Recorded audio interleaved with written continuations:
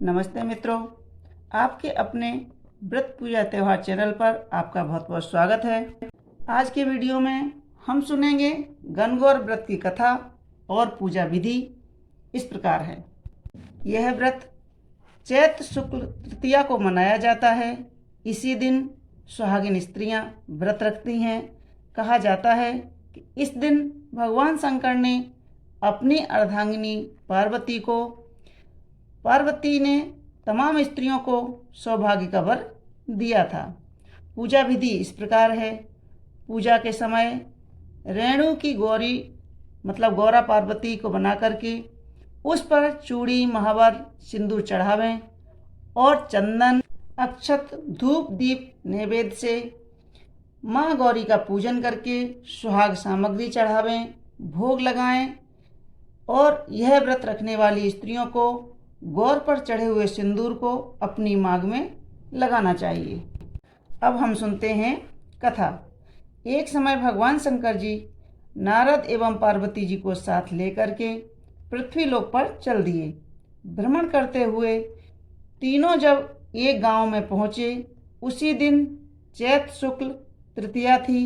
गांव की लोगों को जब शंकर जी की आने की सूचना मिली तो धनी स्त्रियां उनके पूजनार्थ नाना प्रकार की रुचिपूर्ण भोजन बनाने में लग गईं।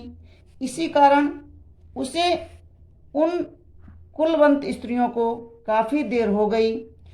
दूसरी ओर निर्धन स्त्रियां जो बैठी थीं, वैसी ही थाली में हल्दी कंकु चावल अक्षत लेकर के गण और गौर यानी शंकर और पार्वती की पूजा के लिए दौड़ पड़ी। अपार श्रद्धा भक्ति को देख करके उन स्त्रियों को पार्वती जी ने पहचाना तथा उनको भक्ति रूपी वस्तुओं को स्वीकार कर उन सबके ऊपर सुहाग रूपी हरिद्रा हल्दी छिड़क दिया। इस प्रकार मातेश्वरी गौरी के आशीर्वाद तथा मंगल कामनाएं प्राप्त कर वे औरतें अपने अपने घर चली आईं। तत्पश्चात कुलवंती स्त्रियां 16 श्रृंगार करके 56 भोग लेकर के नाना प्रकार के व्यंजन सोने के थाल सजा आई। तब भगवान शंकर जी ने शंका व्यक्त करते हुए कहा, पार्वती जी, तुमने तमाम सुहाग प्रसाद तो साधारण स्त्रियों में बांट दिया, अब इन सबको क्या दोगी? पार्वती जी ने कहा, आप इनकी चिंता छोड़ दें। उन्हें ऊपरी पदार्थों से निर्मित रस दिया है, इसलिए उनका सुहाग धोती से ही रहेगा, परंतु इन लोगों को मैं अपनी उंगली चीरकर रक्त सुहाग रस दूंगी तो यह मेरे समान ही सौभाग्यशाली बन जाएंगी। जब कुलीन स्त्रियां शिव पार्वती का पूजन कर चुकी तो देवी पार्वती ने अपनी उंगली चीरकर उससे रक्त को उसके ऊपर छिड़क दिया और कहा, तुम सबको वस्त्र आभूषणों का परित्याग कर माया मोह से रहित हो तथा तन मन धन से पति की सेवा करना, तुम्हें अखंड सौभाग्य की प्राप्ति होगी। भवानी का यह आशीर्वाद सुनकर तब प्रणाम करके कुलीन स्त्रियां भी अपने अपने घर लौट आईं तथा पतिपरायण बन गईं। छिड़का खून जिसके ऊपर जैसा पड़ा था उसने वैसा ही सौभाग्य प्राप्त किया। इसके पश्चात पार्वती जी ने पति की आज्ञा से नदी में जाकर स्नान किया, बालू के महादेव बना करके पूजन किया, भोग लगाया तथा प्रदक्षिणा करके 2 कणों का प्रसाद खाकर पार्वती जी ने मस्तक पर टीका लगाया। उसी समय उस पार्थिव लिंग से शिव जी प्रकट हुए तथा पार्वती जी को वरदान दिया, आज के दिन जो भी स्त्रियां मेरा पूजन तथा तुम्हारा व्रत करेंगी उनके चिरजीवी पति होंगे तथा अंत में उन्हें मोक्ष मिलेगा।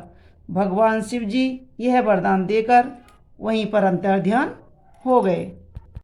इसके पश्चात पार्वती जी ने नदी के तट से चलकर उस स्थान पर आईं जहाँ पर पतिदेव तथा ऋषि नारद जी को छोड़ आई थीं। अतएव शिव जी ने विलंब से आने का कारण पूछा। इस पर पार्वती जी ने उत्तर दिया कि मेरे भाई भावज नदी के किनारे मिल गए थे। उन्होंने मुझे दूध से भात खिलाया और ठहराने का आग्रह किया। इसी कारण से नाथ मुझे आने में देरी हो गई। ऐसा सुनकर अंतर्यामी भगवान शंकर स्वयं दूध भात खाने के लिए चल दिए।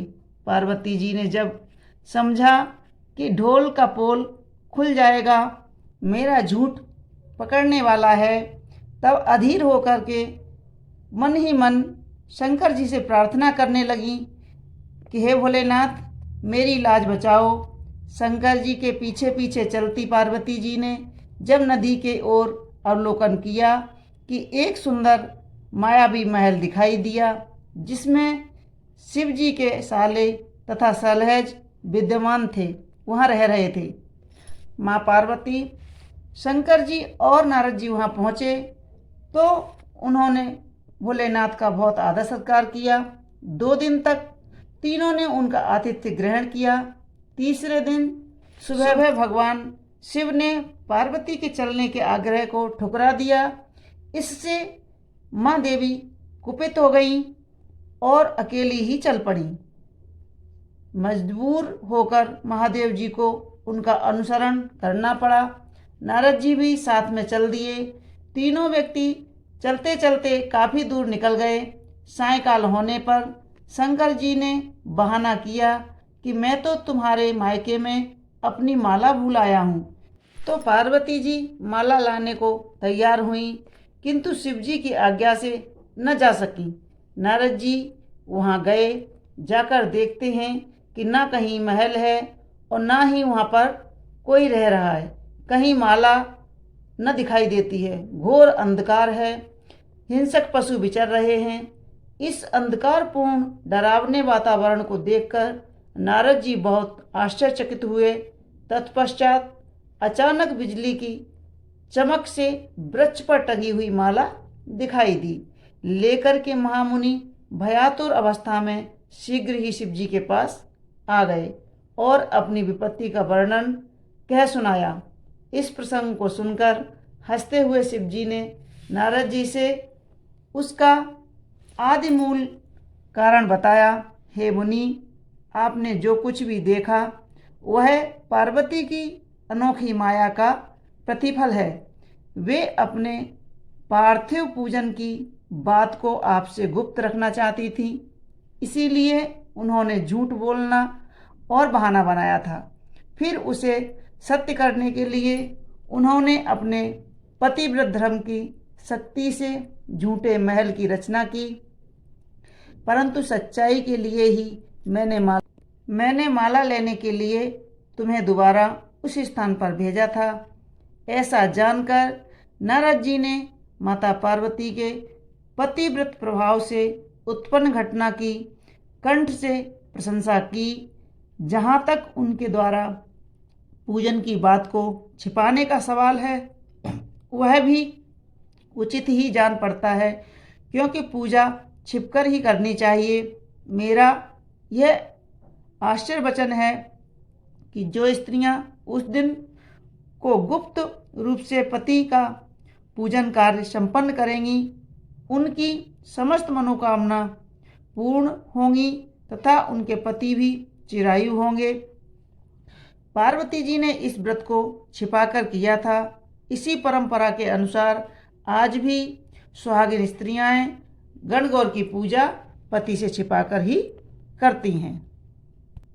नारद जी भगवान शिव और माता पार्वती को प्रणाम करके देवलोक को चले गए और शिव जी और पार्वती प्रसन्न मुद्रा में कैलाश पर्वत की ओर चल पड़े।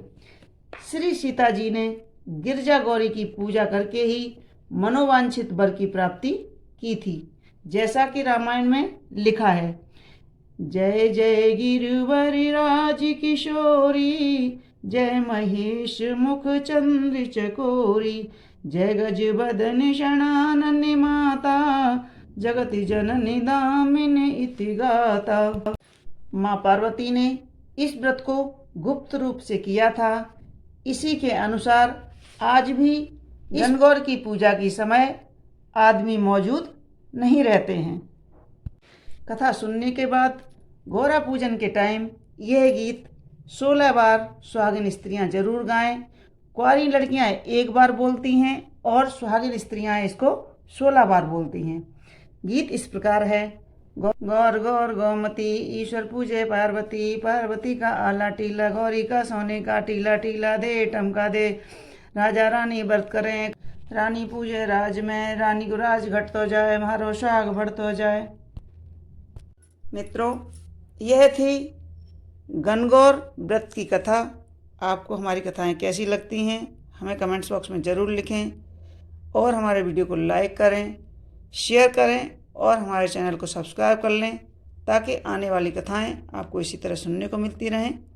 धन्यवाद।